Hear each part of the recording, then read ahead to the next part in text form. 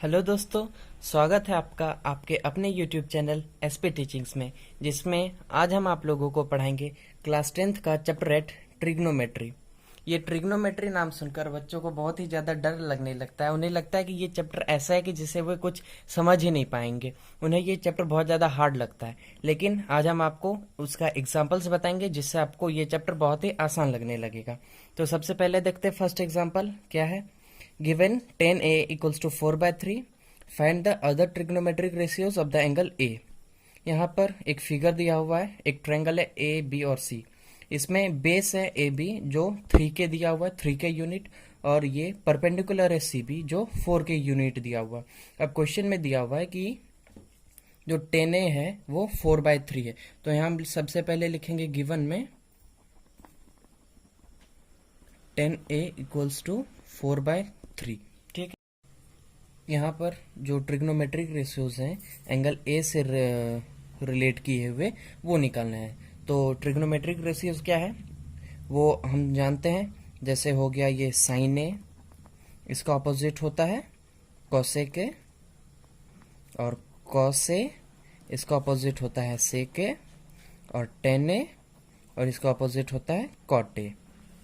यहाँ पे हम लोगों का 10 ए दिया हुआ है, यहाँ पे 10 ए 4/3। अब बाकी क्या निकालना है, बाकी ये जो 5 बचे हुए हैं ये पांचों को निकालना है। हम लोग वैसे पढ़े हैं कि साइन ए क्या होता है, साइन थीटा क्या होता है। साइन ए क्या लिखते हैं, परपेंडिकुलर बाय हाइपोटेनस। और कॉस को क्या लिखते हैं, बेस बाय हाइपोटेनस। और टेन थीटा को लिखते हैं या फिर 10 ए को परपेंडिकुलर बाय बेस। यहाँ पे हम लोगों का 10 ए दिया हुआ है, यानी कि ये क्या है, परपेंडिकुलर बाय बेस। यानी कि ये 4/3 क्या है, ये 4k/3k। तो इसको हम लिख सकते हैं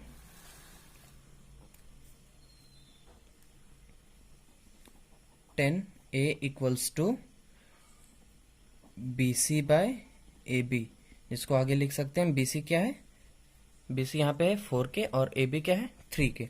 तो ये हो जाएगा हम लोगों का 4k/3k।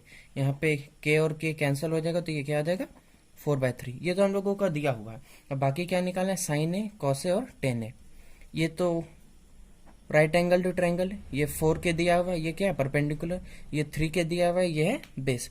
अब हम लोगों को इसका हाइपोटेनस निकालना है। तो इसका हाइपोटेनस का फॉर्मूला हम लोग पढ़ चुके हैं, वो क्या होता है, hypotenuse square equal to perpendicular square plus base square. तो यहाँ पे हाइपोटेनस स्क्वायर निकालना है, तो ये तो लेफ्ट हैंड साइड में ही रहेगा। परपेंडिकुलर क्या है यहाँ पे 4k, तो 4k का स्क्वायर करेंगे हम, प्लस बेस क्या है 3k, इसका 3k का स्क्वायर करेंगे। तो ये क्या हो जाएगा, H square equal to 16k² प्लस 9k square, and H square equal to 16 प्लस 9 25k²। तो इसको हम 25k² को 5k होल स्क्वायर लिख सकते हैं। उसके बाद ये स्क्वायर कैंसिल हो जाएगा, तो ये क्या आ जाएगा हम लोगों का हाइपोटेनस 5k।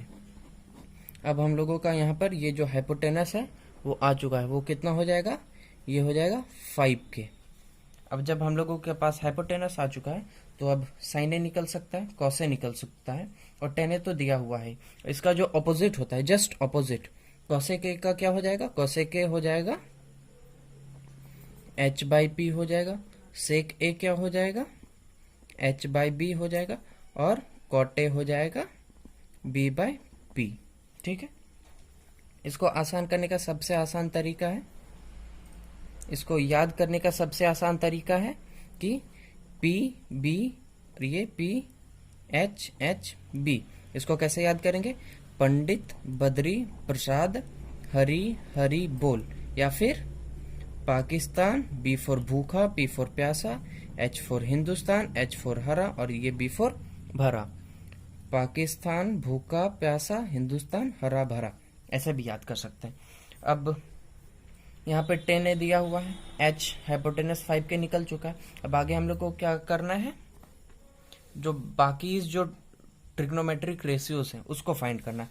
तो बाकी क्या बचा है अब, तो उसको लिख लेते हैं। सबसे पहले क्या क्या बाकी बचा हुआ है, बचा हुआ है साइन ए, कॉस ए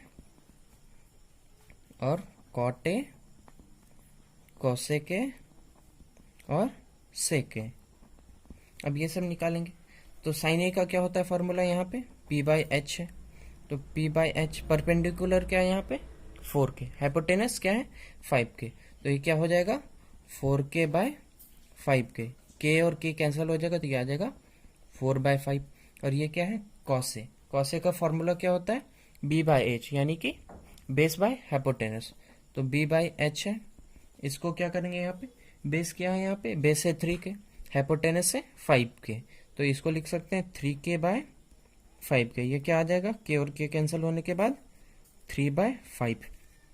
कॉटे क्या होता है, कॉटे टेन ए का जस्ट अपोजिट होता है। यहाँ पे टेन ए दिया हुआ है 4/3, तो इसका जस्ट अपोजिट क्या हो जाएगा, ये हो जाएगा 3/4। कॉसे कॉसे के क्या होता है, साइन ए का जस्ट अपोजिट, तो कॉसे के हो जाएगा 4/5, ये है साइन ए, तो ये हो जाएगा 5/4। और सेके क्या होता है, कॉस का जस्ट अपोजिट, कॉस से क्या है हम लोग का यहाँ पे 3/5, तो इसका जस्ट अपोजिट सेके हो जाएगा, वो क्या हो जाएगा 5/3। ठीक है, अब फर्स्ट क्वेश्चन हम लोगों ने अच्छे से सॉल्व कर लिया, फर्स्ट एग्जाम्पल जो था, इसमें तो कोई प्रॉब्लम नहीं है। यदि कोई प्रॉब्लम आया है आप लोगों को तो आप नीचे कमेंट सेक्शन में लिख सकते हैं।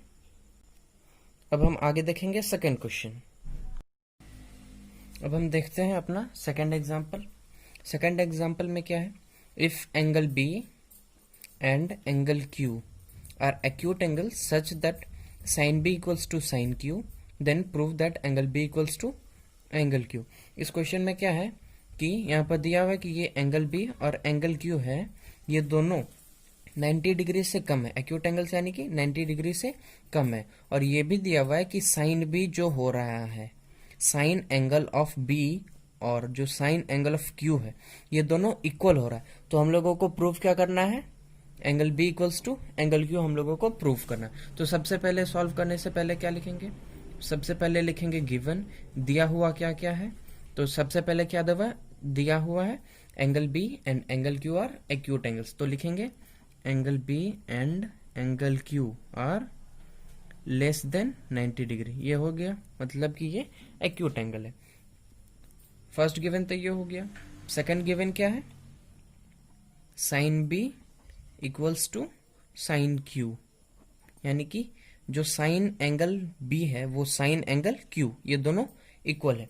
तो अब हम लोगों को क्या करना है, proof angle B equals to angle Q. अब यहां लिखेंगे to proof angle B equals to angle Q.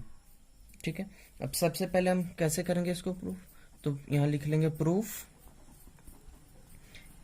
ये साइन के टर्म में दिया हुआ है, तो ये जो लिखेंगे हम ट्रायंगल ए सी बी और ट्रायंगल पी आर क्यू में से, तो कैसे लिखेंगे इसको, sine B, sine B equals to, sine का फॉर्मूला क्या होता है ये तो हम पिछले क्वेश्चन में देखे थे, ये क्या होता है परपेंडिकुलर बाय हाइपोटेनस। परपेंडिकुलर क्या है यहाँ पे ए सी, तो ये लिख लेंगे ए सी बाय हाइपोटेनस क्या है ए बी, तो ये हो जाएगा A C bye A B. और यहाँ पे साइन क्यू क्या है, साइन क्यू भी वही हो जाएगा P R by P Q, perpendicular by hypotenuse P R by P Q हो जाएगा। ठीक है, उसके बाद आगे हम क्या करेंगे, ये दिया हुआ है sine B equals to sine Q, तो साइन बी जब ये A C by B C है और sine Q P R by P Q है, तो ये हम लिख सकते हैं ना कि ए सी बाय, सॉरी यहाँ पे ये बी सी नहीं, ये ए बी होगा, तो इसको बी ए कर सकते हैं। यहाँ पे भी ये क्या हो जाएगा, ये बी ए हो जाएगा। तो ये A C by B A equals to P R by P Q.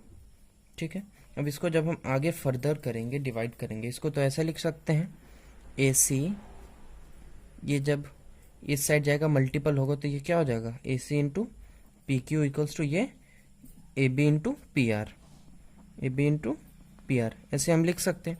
उसके बाद जब आगे और हम इससे करेंगे तो और आगे हम इस यहाँ पे क्या लिखेंगे फिर, A C by P R equals to A B by P Q.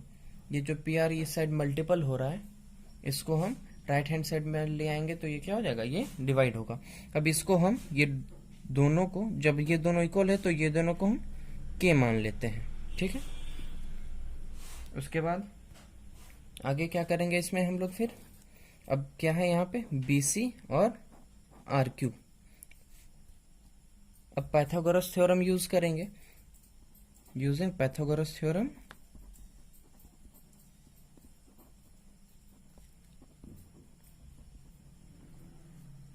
एक लाइन दे देते हैं। पाइथागोरस थ्योरम अब यूज करेंगे ये BC और RQ को फाइंड करने के लिए। तो ये कैसे करेंगे? BC का क्या हो जाएगा? BC equals to AB square minus under root AB square minus AC square, ठीक है।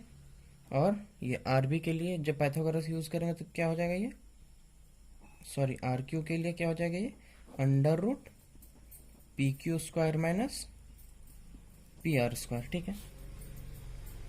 ये तो हो गया। अब इसको हम इक्वेशन 1 मान लेते हैं। अब आगे ये BC को पहले लेके चलेंगे। BC equals to under root, यहाँ पे AB का वैल्यू अगर इससे हम निकालना चाहें, यहाँ पे क्या दिया हुआ है, AB by PQ equals to K। जब इसको हम आगे करें तो ये क्या हो जाएगा, AB equals to K dot PQ, यानी K इंटू PQ। तो AB की जगह K इंटू PQ लिख सकते हैं, यानी कि K इंटू PQ का होल स्क्वायर। यहाँ पर हम AC को आगे डिवाइड करेंगे, यहाँ से इसको लिखेंगे AC by PR equals to K। यहाँ पे ये K के इक्वल है इसलिए, तो क्या AC क्या हो जाएगा, K इंटू PR, ठीक है। तो आगे लिखेंगे हम BC equals to under root K dot PQ whole square minus K dot PR whole square. AC square को हम वही नहीं रहने देंगे, AC स्क्वायर को भी हम चेंज कर देंगे, इसको लिख देंगे K इंटू PR का होल स्क्वायर, ठीक है। इसी तरह उसके बाद फिर RB क्या है, यहाँ पे RB इक्वल्स सॉरी RQ क्या है, under root PQ square minus PR square. इसको इक्वेशन 2 मान लेते हैं और इसको इक्वेशन 3 मान लेते हैं, ठीक है। अब आगे ऑन डिवाइडिंग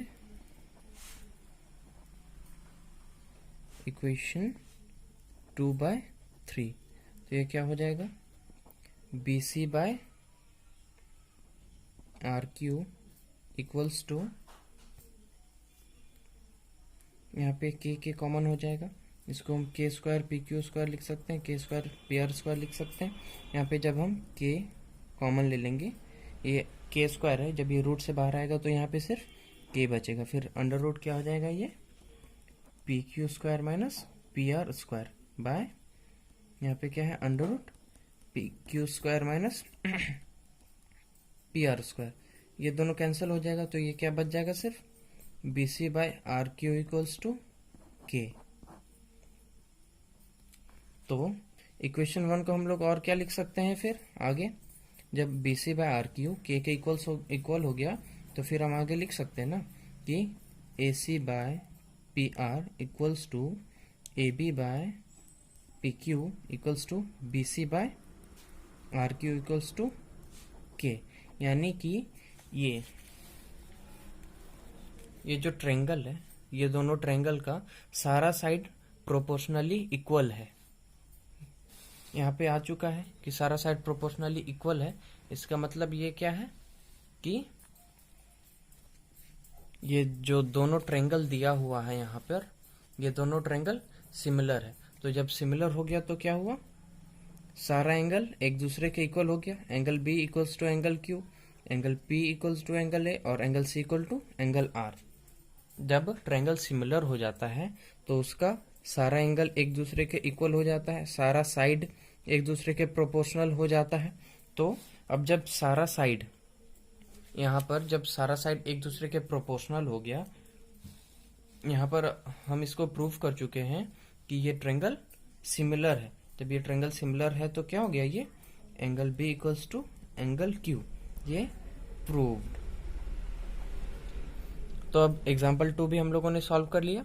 अब हम नेक्स्ट देखेंगे एग्जाम्पल 3, उसको हम नेक्स्ट वीडियो में बनाएंगे। Thank you.